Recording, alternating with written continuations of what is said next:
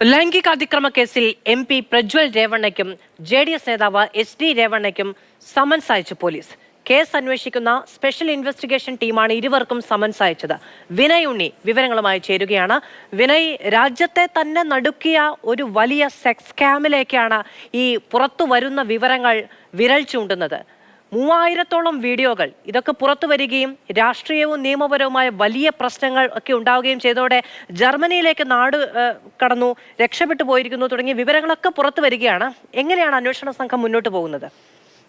അത് നിലവിൽ അന്വേഷണ സംഘം ഈ ഇരകളാക്കപ്പെട്ട സ്ത്രീകളുടെ മൊഴി എടുക്കുകയാണ്. നിലവിൽ 5 സ്ത്രീകളാണ് നിലവിൽ കർണാടക പോലീസിന്റെ ഈ പ്രത്യേക അന്വേഷണ സംഘത്തിന് മുൻപിൽ മൊഴി നൽകിയിരിക്കുന്നത്. ഇനിയും കൂടുതൽ ഇരകളാക്കപ്പെട്ട സ്ത്രീകൾ മൊഴി നൽകാനുണ്ടെന്നാണ് അന്വേഷണ സംഘം വ്യക്തമാക്കുന്നത്. ഇതിനിടെയാണ് ഈ ലൈംഗിക അതിക്രമ കേസിൽ പ്രതികളായ ഹാസൻ MP, പ്രജ്വൽ രേവണ്ണയ്ക്കും JDS മുൻ മന്ത്രി കൂടിയായ HD രേവണ്ണയ്ക്കും ഇപ്പോൾ SIT ടീം ഇപ്പോൾ സമൻസ് അയച്ചിരിക്കുന്നത്.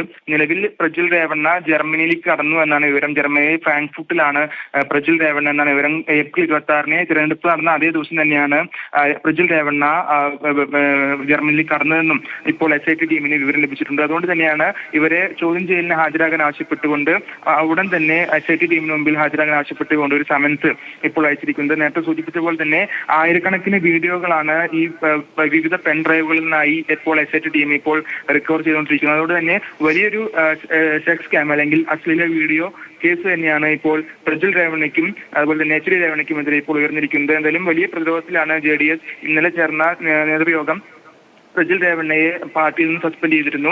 SIT ടീമിന്റെ ഇടക്കാല റിപ്പോർട്ട് വരുന്നതനുസരിച്ച് ചിലപ്പോൾ പാർട്ടിയിൽ നിന്ന് വരെ പ്രജ്വൽ രേവണ്ണ പുറത്താകും. അതുതന്നെയാണ് ഇന്നലെ ചേർന്ന നേതൃയോഗം സൂചിപ്പിച്ചത്. പാർട്ടി സ്ഥാപക നേതാവ് കൂടിയായ മുൻ പ്രധാനമന്ത്രി HD ദേവഗൌഡ ഈ വിഷയത്തിൽ തീരുമാനമെടുക്കും എന്ന് തന്നെയാണ് ഇന്നലെ HD കുമാരസ്വാമിയും വ്യക്തമാക്കിയത്. അതുകൊണ്ട് SIT റിപ്പോർട്ട് വരാൻ വേണ്ടിയാണ് ഇപ്പോൾ എല്ലാ JDS ഉൾപ്പെടെയുള്ള പാർട്ടികൾ ഇപ്പോൾ കാത്തിരിക്കുന്നത്. എന്തായാലും അന്വേഷണ റിപ്പോർട്ടിന്റെ അടിസ്ഥാനത്തിൽ തുടർ നടപടി സ്വീകരിക്കുകയാണെങ്കിൽ പാർട്ടിയിൽ നിന്ന് പ്രജ്വൽ രേവണ്ണ പുറത്താകുമെന്ന് തന്നെയാണ് ഇപ്പോൾ പാർട്ടി വൃത്തങ്ങൾ സൂചിപ്പിക്കുന്നത്. ശരി, വിനയ് ഉണ്ണിയാണ് വിവരങ്ങൾ നൽകിയത്. കർണാടക രാഷ്ട്രീയത്തെയും SD ദേവഗൌഡയുടെ കുടുംബത്തെയും അതിനുപരി രാജ്യത്തെ നിയമവ്യവസ്ഥയും തന്നെ പിടിച്ചു കുലുക്കുന്ന ഒരു വലിയ കേസായി പരിണമിക്കുകയാണ്.